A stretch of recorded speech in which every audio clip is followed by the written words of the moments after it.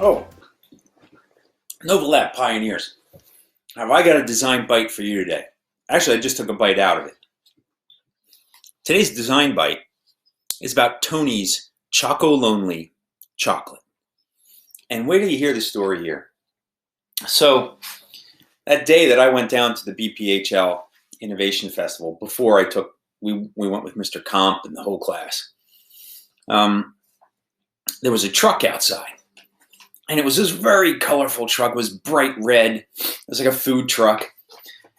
When you walked in, it was like a museum almost. It was like an exhibit. And the exhibit was all about chocolate because the truck was from this company, Tony's ChocoLonely. Now, I'm going to take a break right here, and I'm just going to show you some of the images from Tony's ChocoLonely truck. And then I want to talk about the story here because, when we talk about design, what we're really talking about is anything that human beings have created with intention, right? So intention is, one way to put in what intention is, it's the story behind what you do. It's the answer to the question of why.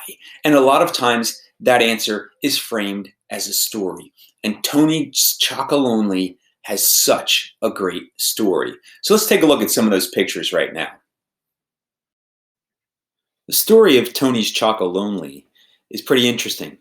This is one of the first panels you see when you come into the truck, and essentially it lays out their story. That slavery, especially childhood slavery, is one of the main ways that cocoa beans are harvested.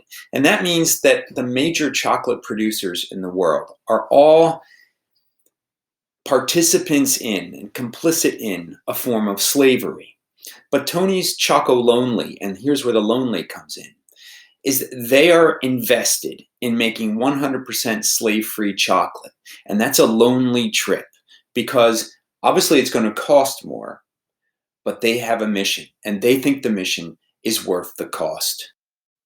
So the next panel is this one, and it talks about the problem and how big chocolate is squeezing out the small man, the little producer, and that things aren't shared evenly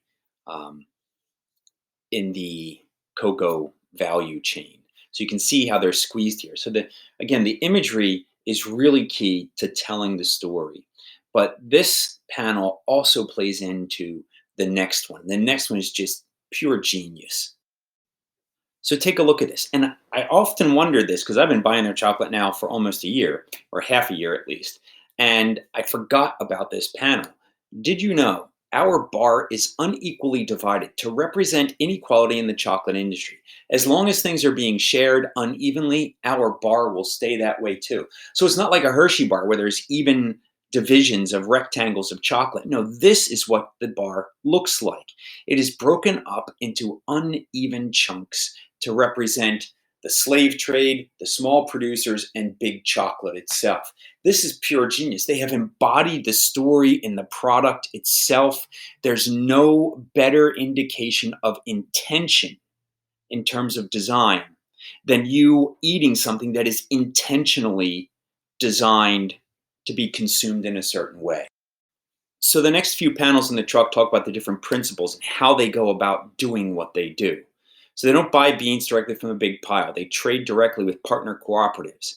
So they are making sure that they're not buying beans that have been harvested by slavery. And then they have this great story, this iconic story here of how they have a recipe for slave-free cocoa. Again, this is all inside of a truck, right? And the truck cost money.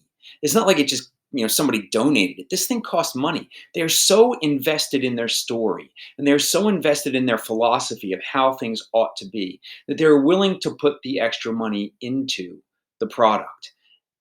And we as consumers, if we buy this story, are willing to pay for the chocolate. I got to tell you, the milk chocolate is probably the best chocolate I've ever had. It's so good. And the story itself is so intensely told and embodied that I fell in love with the chocolate. Maybe there is better chocolate, okay? But all I can say is that there's no better chocolate with a story as good as this one. The next installation that I took a picture of in the truck is this one, because this one says, "What's slavery? You didn't know that, did you?" Yeah. So this talks about the amount of slavery that is involved in the production of chocolate. And then the great thing is that once you read about that, down bottom below the images of those the children is a question is the prompt: write to a friend and share our story. Right? They're engaging you in activism. And that's a key design feature here that I really love, because you're not just a consumer, you are a participant in their story. And by involving you and getting you invested in their mission, they are also gaining a customer. So listen, I don't know what kind of chocolate you like. I know you decided to take Novolab. It has nothing to do with chocolate. But maybe it has everything to do with Tony's ChocoLonely chocolate. Because if you think about what you just saw, what you just heard me describe to you, this thing has design written all over it. And this is a project that could have certainly come right out of or totally inspired something to come out of Novolab. Because think about it. There's chocolate everywhere, okay? And to think that, oh, I've got a great idea for an innovation. I'm going to create a new chocolate bar. There's nothing there, right? Like, what's going to be different about it, okay? What they did is they found a problem: slavery, human trafficking. These are some of the things that the United Nations Sustainable Development Goals have been working on for a long time. I mean, almost before you were born, the Sustainable Development Goals were actually called the Millennial Development Goals and the Millennium Development Goals. And that was back in the 90s, before the turn of the century. And I used to work with them when I coached debate. And one of them is to stop human trafficking and human slavery. One of my former debaters, a student congressman who went to Princeton and is now legal counsel for Colgate. One of his greatest student congress bills was about human trafficking and slavery. And certainly, I think at the high school level, if you're talking about those things and you're raising awareness about those things, those are great. But if that's all you're doing is talking, right, that's not enough. You have to do something. And how do you get people to pay attention? When we know they love something, chocolate is a huge commodity, right? People buy it, people love it, except for the people who are allergic. Okay, I get that. But you have a built-in market, but the market is probably largely ignorant to the fact that what they are consuming has probably been produced through childhood slavery. And so they found a problem. They looked at that problem and they said, you know what?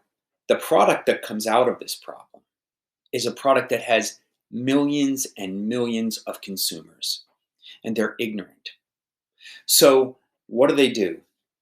They decide to take the product and to design it in such a way that it becomes the vehicle for a story about making the world a better place. They looked at the world. They looked at chocolate. They said, why is it the way it is? Well, because it keeps prices down, and that makes profits bigger for people. And they said, that's wrong. We need to do something about that. How do we make the world better? We embody within our chocolate the inequality existent in the system. We package the chocolate as a story itself. We sell the story with the chocolate. This is graphic design taken to an entirely different level. It is a level that moves people. It is a level that says we don't have to just be ignorant consumers, fed things that the producers think we want, right? This goes back to Roman times, where the Roman politicians were all like, well, we'll give the polity, we'll give the people bread and circuses, and we'll keep them happy. The problem is, if all we ever are is happy, we never realize how many people our happiness depends on, how many people our happiness stands on and stomps on and crushes underneath of our own desires. Go out, go to Wegmans, which is where I've been buying it, and get yourself some of Tony's ChocoLonely. And maybe in a few years, maybe in a decade, that chocolate won't be so lonely anymore. And that's what design is all about, making the world a better place.